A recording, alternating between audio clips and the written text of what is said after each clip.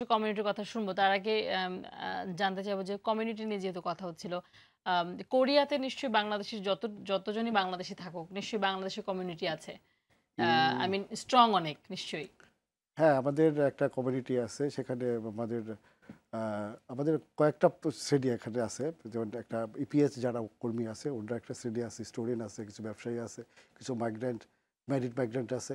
সবার জন্য আমাদের একটা কমন প্ল্যাটফর্ম আছে, যেটা হুম ২০১৪ তে জন্ম হয়েছে। বাংলাদেশ কমিউনিটি ইন কোরিয়া, বিসিকে বলা হয়। জি তো এই সংগঠনটা খুব নতুনভাবে কাজ শুরু করছে। অনেক লিমিটেশন আছে। বাট হুম দূতাবাস বা সবাই সহযোগিতা করতেছে যাতে একটা সাস্টেইনেবিলিটি আসে এই সংগঠনের।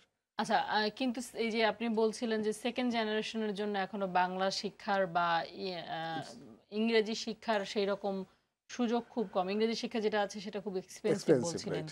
তো এই জিনিসটা সমন্বয় করতে আপনাদের সমস্যা হয় না বা যারা পড়াশোনা করতে অ্যাকচুয়ালি যাচ্ছে আমাদের যে সেকেন্ড জেনারেশন লাইক কোরিয়া একটু বড় দেশ, বা বড় দেশটা হলো বিভিন্ন সিটিতে ছড়াই ছিটিয়ে আছে।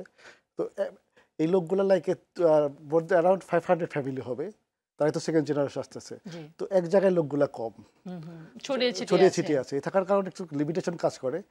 তো আমাদেরও প্ল্যান আছে যে দূতাবাসের সাথে বিভিন্ন সময় কথা হচ্ছে, তারাও খুব উদ্যোগী মনে হয়েছে যে তারাও চায় একটা বাংলা স্কুল হোক, অন্তত উইকেন্ডলি হোক অন্তত। যে এমনি বাংলা কালচারাল প্রোগ্রাম তো নিশ্চয়ই আমাদের এখানে প্রতি হয় বছরই বাংলাদেশ উৎসব নামে ২০০৭ সাল থেকে একটা প্রতি বছরই আমরা করি হুম হুম বড় আকারের বাংলাদেশ উৎসব নামে। সেখানে বাংলাদেশ থেকে নাম করা যে পারফর্মার যারা সিঙ্গার তারা যায়, ওরা পার্টিসিপেট করে এবং সারা কোরিয়া থেকে এই লোকজন আসে, উপভোগ করে।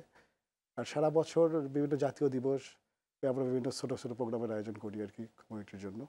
এই আচ্ছা ধরনের কিছু অ্যাক্টিভিটি আছে। হুম হুম কুয়েতে বাংলাদেশের কমিউনিটির কথা বলছিলেন কমিউনিটি থেকে মূলত কি কি জিনিসগুলো আপনারা ফোকাস করেন বা আপনাদের কাজ গুলো কি আসলে আমাদের যখন বাংলাদেশ কমিউনিটি করা হয়, বাংলাদেশ কমিউনিটির সম্মানিত সভাপতি জনাব শহীদুল ইসলাম পাফুল ভাই, উনি যেদিন থেকে সভাপতি হয়েছিল, হওয়ার পর থেকে ওনার সর্বপ্রথম ওয়াদা ছিল যে আমি বাংলাদেশ স্কুল প্রতিষ্ঠা করব কুয়েতের মধ্যে।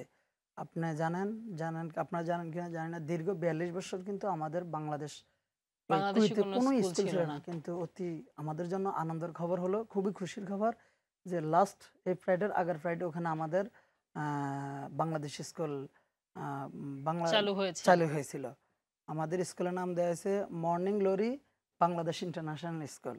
মহামান্য রাষ্ট্রদূত এবং কুয়েতের ঊর্ধ্বতন কর্মকর্তারা গিয়ে জনাব শহীদুল ইসলাম পাফুল ভাইয়ের নেতৃত্বে ওই দিন আমাদের স্কুল উদ্বোধন করা হয়েছে। এটা হলো আমাদের বাংলাদেশ কমিউনিটির সর্বপ্রথম সফলতা। হুম আমাদের বাংলাদেশ কমিটির আরও কাজ আছে যে আমাদের অনেক বাংলাদেশের ওখানে অনেক ধরনের সমস্যা আছে। কিন্তু আমাদের এই বাংলাদেশ কমিউনিটি যেসব ব্যক্তি যে ধরনের সমস্যা আছে, যে ধরনের সমস্যা আছে, ওই ধরনের সমস্যা ইস্যু নিয়ে আমাদের বাংলাদেশ কমিউনিটি কাজ করে। এবং আমাদের বাংলাদেশ কমিটির সাথে যারা যারা জড়িত, শহীদুল ইসলাম পাপুল ভাই এবং ওনার বড় ভাই প্রকৌশলী কাজী মঞ্জুরুল আলম এবং বিভিন্ন নেতৃবৃন্দ আছে, ওনারা ওই মানুষের বিভিন্ন সুযোগ সুবিধা নিয়ে সবসময় কাজ করে। তবে এই কমিউনিটি আমাদের ওখানে সবচেয়ে বড় কী করছে জানেন? আপনারা জানেন আমাদের বাংলাদেশিরা যে দেশে আছে প্রবাসীদের মধ্যে রাজনীতির একটা ডিবেট পলিটিক্স তো থাকে, করেই হ্যাঁ হ্যাঁ পলিটিক্স করে, জি জি ডিবেট আছে। জি আলহামদুলিল্লাহ কুয়েতে এই বাংলাদেশ কমিউনিটি পুরা প্রত্যেকটা রাজনৈতিক দল ঐক্যবদ্ধভাবে দলমত নির্বিশেষে আপনারা নির্বিশেষে কাজ করেন ঐক্যবদ্ধভাবে সবাই একসাথে কিন্তু এটা ওখানে নিঃসন্দেহে আমাদের জন্য অনেক ভালো ডেফিনেটলি খবর ডেফিনেটলি আমাদের জন্য খুবই ভালো খবর। কিন্তু কমিউনিটিতে আমরা অনেক সময় জানি অনেক যারা একদম লেবার পর্যায়ে কাজকর্ম করেন তারা অনেক সময় অভিযোগ করেন যে তারা কোথাও গিয়ে সাহায্য পান না তো হুম। আপনারা কি মানে আপনাদের এরকম কোনো ঘটনা কি আছে যে কোনো একদম শ্রমিক লেভেলের কেউ এসছে আপনাদের কাছে সাহায্য চাইতে আপনারা সাহায্য করেছেন তাদেরকে দেখেন আমি আপনাকে বলি, কিছুদিন আগে আমাদের ওখানে কিছু লোক তাদের ভিসা কিছু প্রবলেম ছিল। তখন তাদের জন্য আমাদের বাংলাদেশ কমিউনিটির সম্মানিত সভাপতি জনাব শহীদুল ইসলাম পাফুল ভাই এই লয়ার নিজ খরচ বহনে লয়ার ধরে কোর্টের মাধ্যমে ওনাদের অনেক সমস্যা ছিল, যার যে সমস্যা ছিল লয়ারের মাধ্যমে এবং কোর্টের মাধ্যমে এই সমস্যাগুলো সমাধান করছে। এবং আলহামদুলিল্লাহ ওই লোকগুলো এখন কুয়েতে খুব ভালোভাবে আছে। এরকম অনেক ধরনের লোক আছে, কেউ ব্যবসায়িকভাবে লস খাচ্ছে, ওই যদি কমিটির সভাপতির কাছে আসে, উনি আলহামদুলিল্লাহ কিন্তু খুব ভালো ভালো অবস্থানে আছে মানে ওখানে আপনারা সবাইকে সাহায্য করেন সাহায্য আমাদের আচ্ছা কমিউনিটি। আপনাদের সঙ্গে